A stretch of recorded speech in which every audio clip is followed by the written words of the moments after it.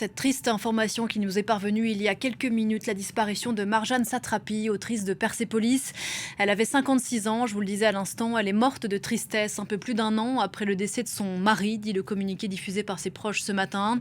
Opposante au régime de la République islamique, elle avait refusé la Légion d'honneur en France en 2025. Sa grande œuvre, c'est Persépolis, primée à Cannes, adaptée au cinéma, qui a connu un succès international, qui avait été sélectionnée d'ailleurs aux Oscars. On va en regarder quelques images. Ma fille. L'enfance de Marjane en Iran pendant la révolution islamique de 1978. Tout de suite. Le chat. T'as vu une révolution et une guerre. Son adolescence en Autriche et puis les retours à Téhéran jusqu'à ses 25 ans.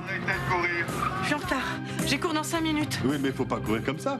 Bonjour Sonia Patricelli. Bonjour Pauline, les images bonjour à tous. Les images que l'on vient de voir de Persépolis, elles font partie de notre mémoire collective, culturelle. Marjane Satrapi, c'est l'une des autrices qui avait fait connaître ou découvrir l'Iran d'une certaine façon au grand public et notamment ici en France. Mais tout à fait. Et moi, en tant que lectrice, c'est comme ça que je l'ai connue et que j'ai connu son œuvre, que j'ai connu son histoire, puisque vous l'avez dit, Persépolis, c'était un récit autobiographique sur son enfance à Téhéran. C'était une série de bandes dessinées qu'il a fait connaître au monde entier parce que elle a été primée, cette série. Elle racontait ses souvenirs d'enfance pendant la révolution islamique. Marjane Satrapi, vous savez, elle avait quitté son pays, l'Iran, en 1984, soit 5 ans après le début de la révolution islamique. Et dans ce récit, on suit en fait sa vie entre ses 8 ans et ses 18 ans. Et on assiste finalement à la naissance au quotidien d'une jeune femme qui peu à peu va comprendre que l'intolérance est toujours liée à la bêtise et à l'ignorance. La série a été adoptée, vous l'avez montré, en film d'animation. C'était en 2007, prix du jury au Festival de Cannes, de César, et c'est un film qui avait même été nommé aux Oscars.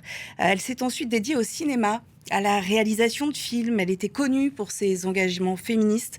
Radioactive, par exemple, était l'un de ses films sur la physicienne Marie Curie avec Rosamund Pike, qui incarnait la double prix Nobel.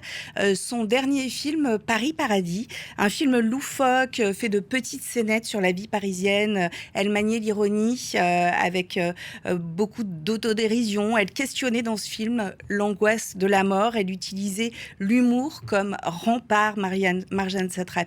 On l'écoute, c'était aux côtés de l'actrice Monica Bellucci pour ce film Paris Paradis. La vie, elle est complètement tragique. Il ne faut pas que vous oubliez que nous tous, les êtres humains, nous mourons pour les mêmes raisons qu'un cafard meurt. Mais bon, c'est tellement tragique que si on n'en rit pas, ça veut dire qu'on est complètement con. La chose, elle est trop grave pour le prendre avec la gravité. C'est pas possible. Les gens qui sont graves par rapport à la vie, je pense qu'ils sont pas conscients de la mort. Cette chose-là, elle est tellement horrible que comment faire autrement qu'avec l'humour. L'humour, ça demande par contre de l'intelligence parce que c'est abstrait et c'est un gymnastique intellectuelle et cérébrale. Donc ça demande de l'intelligence d'avoir de l'humour. C'est très émouvant d'entendre cette archive alors que dans le communiqué diffusé par ses proches, il est dit que Marjane Satrapi est décédée de chagrin 1 an après le décès, disent-ils, de l'amour de sa vie qui était son mari.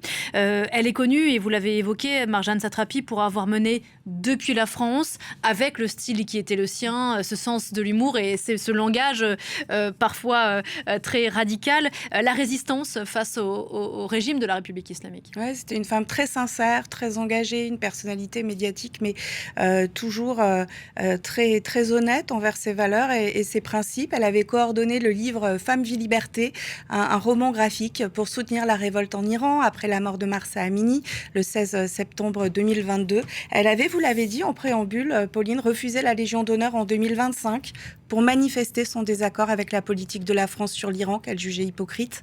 Et puis en janvier 2026, elle dénonçait encore l'inaction des États et des institutions culturelles face à la répression sanglante menée par le régime iranien qui avait fait des dizaines de milliers de morts. Merci beaucoup Sonia.